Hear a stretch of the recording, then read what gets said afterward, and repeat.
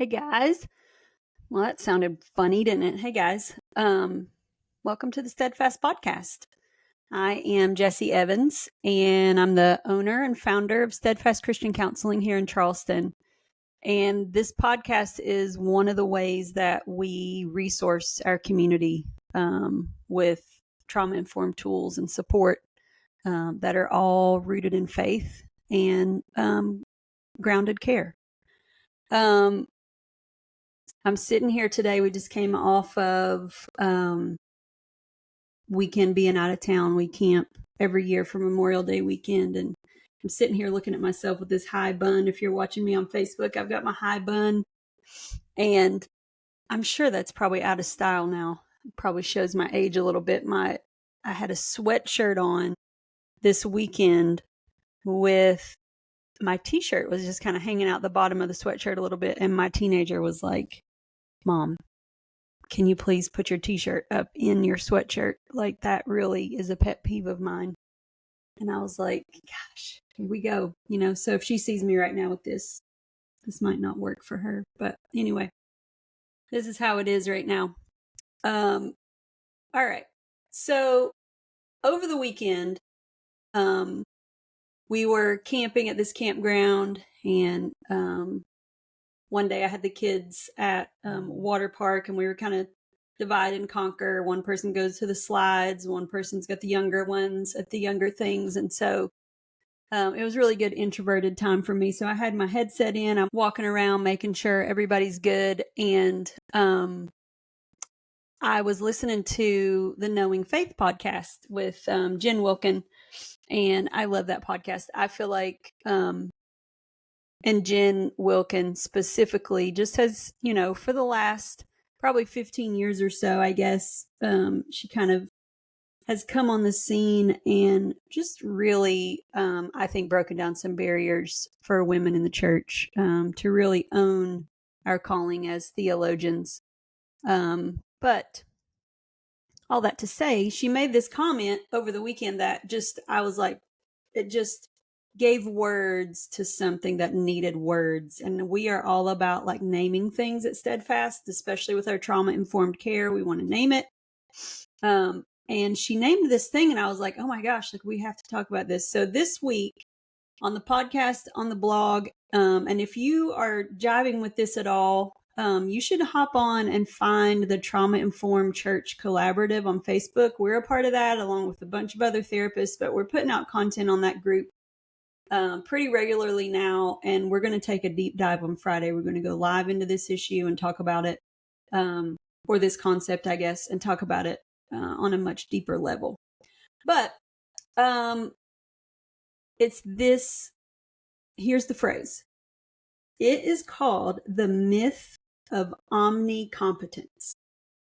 And I think in our society today, she was specifically talking about ministry leaders. But I think whether you're a pastor, whether you're a therapist, whether you're a physician, I think sometimes this myth of omnicompetence gets put on you. And basically what this is essentially like you are supposed to be competent in everything.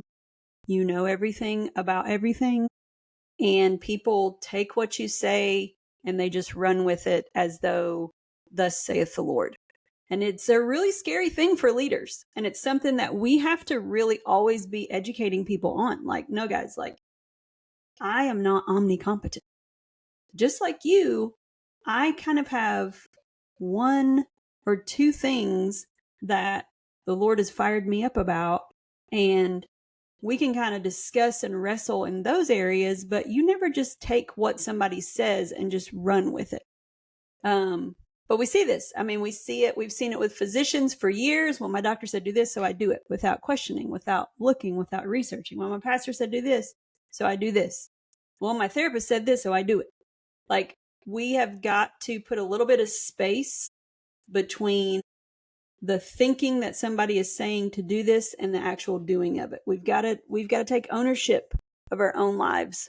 And so this idea of omnicompetence is something that I think weighs on leaders. And so we're going to talk about that today.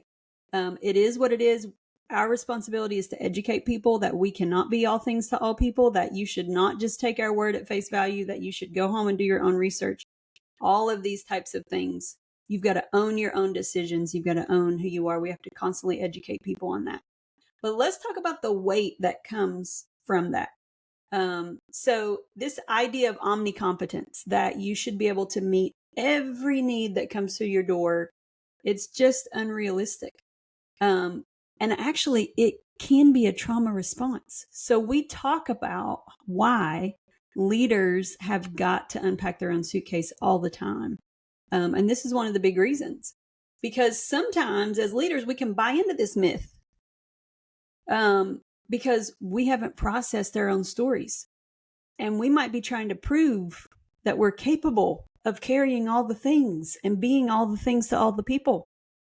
We might be trying to make up for something that we didn't get in our own past. It might be as simple as like, I just love helping people. And then we blur the lines of our own capacity. We say yes way too much and we overextend ourselves. But unprocessed trauma, overfunctioning, or people-pleasing tendencies can lead us to take on roles that we were not trained for. And that is where things get unsafe. So when we hold a trauma-informed view of leadership, we understand that limitations are not liabilities. Let me say that again. Limitations are not liabilities. They're invitations for collaboration. Like I said, we're going to get into this much more deeply in the group on Friday. So if you're interested in this, hop in. Tiff has some just great thoughts about, like, even in creation, how we see like different trees. Like we don't have one tree that like makes all the fruit. Like you've got this tree makes this fruit, this tree. So even if you look across creation, it's just not God's design that one thing is everything to everybody. It's that we collaborate and we work together as a body. That's what we see. So with that comes personal and professional boundaries. Like there are competencies that I have as a professional and also as a human. And it's my responsibility to know what those are and then also to operate within those boundaries. That's loving to people. So one of the most important tools is this concept of boundaries. They're not walls, they're bridges. Okay? So they help us define the edge of what's ours to carry, and then when it's time to pass it off to somebody else. Okay? I've heard like how this kind of myth of omnicompetence, and when people kind of own that or like kind of grow into it of like, well, I guess I can be all things to all people.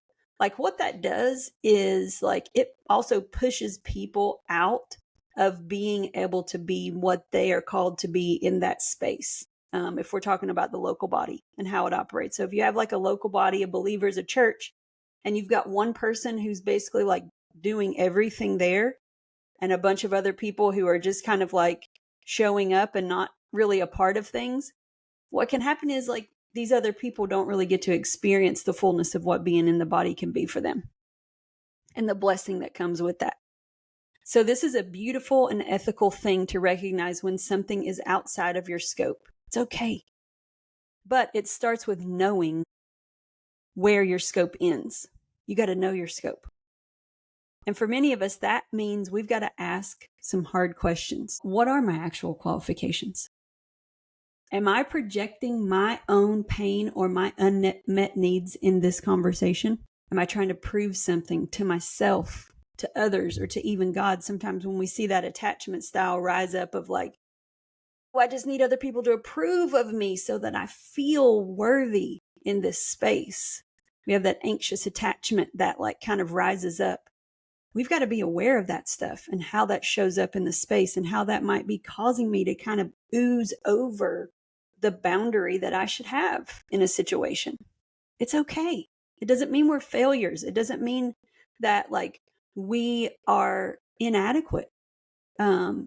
It just means that we're made to be collaborative. Okay. So these are really sacred questions that we have to ask in safe, accountable communities. This is part of what it means to be a trauma-informed community, whether this is your school, whether this is your church, wherever it is, we've got to know these types of things. Okay, so let's talk about practically, when do I refer? We're going to put some of this stuff out on social media this week so you can see it in kind of like an infograph form. But okay, so when a person's needs go beyond my training, I know what my scope is. This person's need is outside of that scope. When I feel emotionally overwhelmed or stuck, that might be an indicator that this is outside of my scope. When if I'm a ministry leader or if I'm a physician, when there's trauma, anxiety, or depression present, I need to refer that to a therapist. If I am a ministry leader and I've noticed that a person is doing well, but it just seems like there's a point where they just hit a wall. I need to realize that I need more collaboration here. This person needs more help.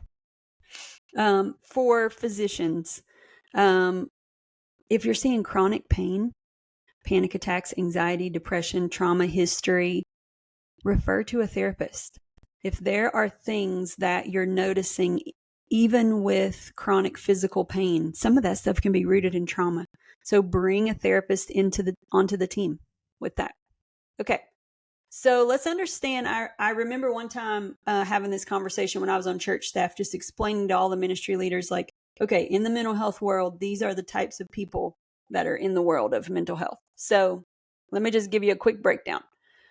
So we have psychiatrists. Those are medical doctors. Those primarily are the folks who prescribe medication.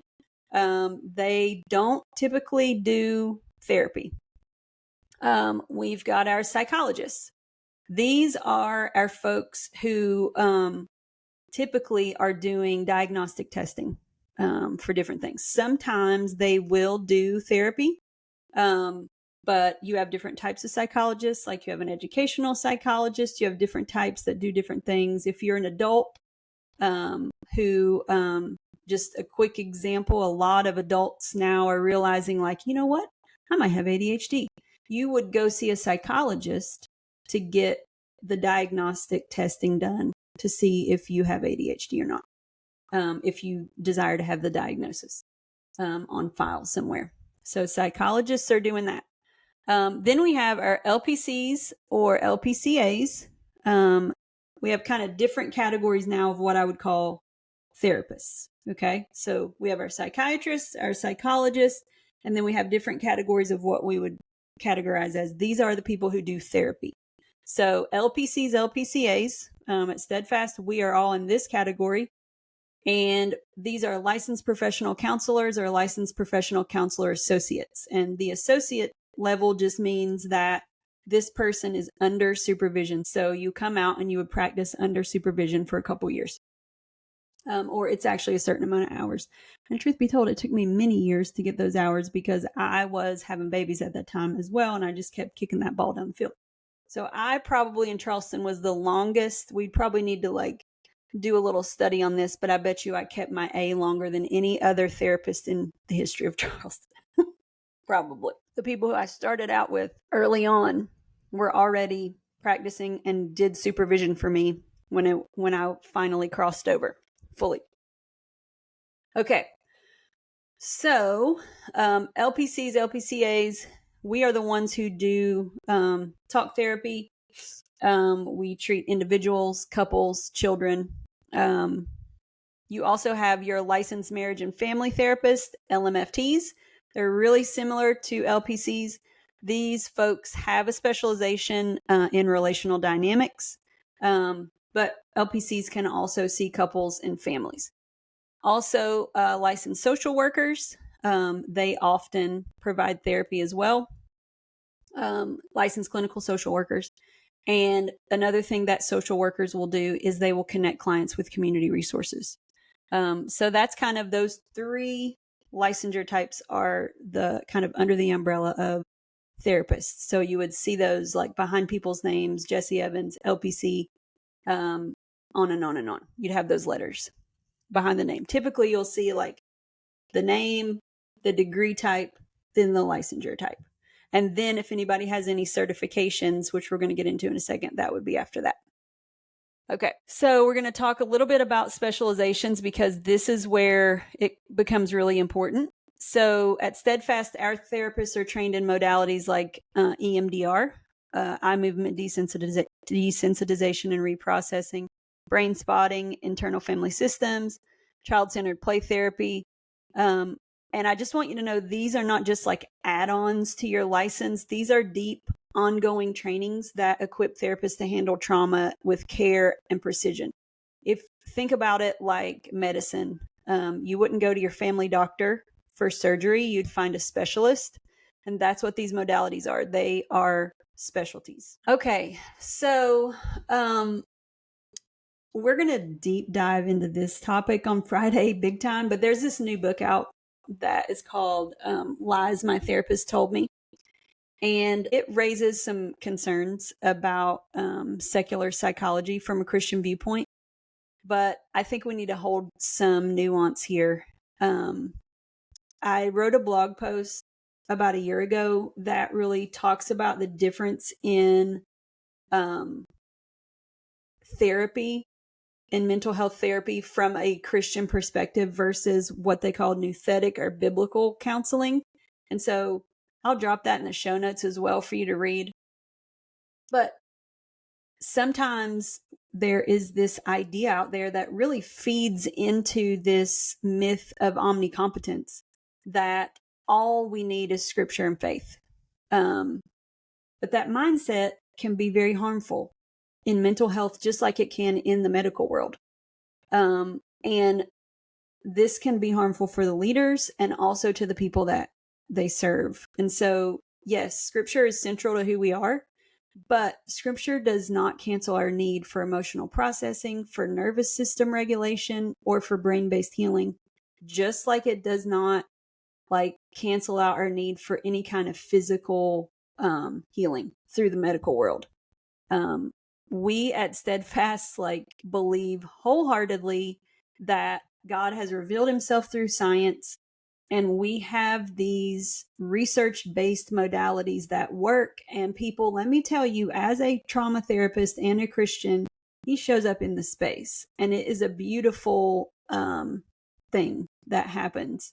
And so when pastors and therapists believe that they've got to fix everything with faith alone, that probably may unintentionally harm people by keeping them from the care that they need.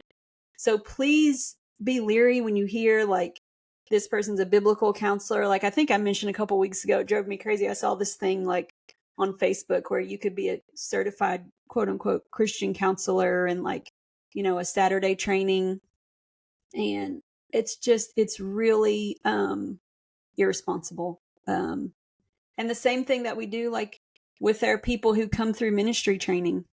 They take one class in quote unquote Christian counseling and now they're a therapist. I mean, it's bad. We've got to watch out and make sure that we're practicing within our scope. I just really want to come back to the point that there's just beauty in collaboration. And the best thing is when we can all be focused on our work and then come together to help people together within our scopes of practice. Okay, so I want to say, I mentioned earlier that we're going to be live in this group on Friday, but if you are a ministry leader and you want to grow kind of in this area of trauma-informed care, please join the Trauma Informed Church Collective on Facebook. This group kind of grew out of this past year's Steadfast Summit. We just, I've mentioned on the podcast before, we just got kind of this resounding echo of I've found my people this year at the conference. And so we wanted to give everybody just a place to meet, collaborate, and just continue this work. And yeah, so if this kind of conversation fires you up, if you long to see the church healthier, if that fires you up at all, join the group. My kids just got home from school, so I'm going to wrap this up. But I want to say in closing that this myth of omnicompetence, it keeps us bound up in fear and pride and burnout. But boundaries bring freedom. They really do. Collaboration brings clarity. It also brings maturity in the body. And referrals, when they're done with love, they can be a lifeline for the person needing the care and also for the person doing the referring. So this is kind of like a surface touching of this area. But when Jen Wilkins said this the other day on the Knowing Faith podcast, I was like, wow, she's just given language to exactly what we're talking about, this myth of omnicompetence that is there. I dive in a little bit deeper on the blog this week to this topic as well, a little more than I did here. So feel free to go to our website, steadfastchristiancounseling.com, click on the blog, and you'll see that there. Again, I'll also put that blog post. I'll link to the one that kind of explains nouthetic and biblical counseling and then the difference in that and what we do at Steadfast and how actually doing counseling from a Christian perspective is much better than nouthetic counseling. All right, people. Thanks for listening today. Sorry for all the chaos in the background today. It is what it is, man. We are rolling into finishing up the crazy month of May here. About to roll into summer. My kids have 2 more days of school, and it is get ready. The doors are about to blow off. All right, y'all have a great day, and we'll talk soon.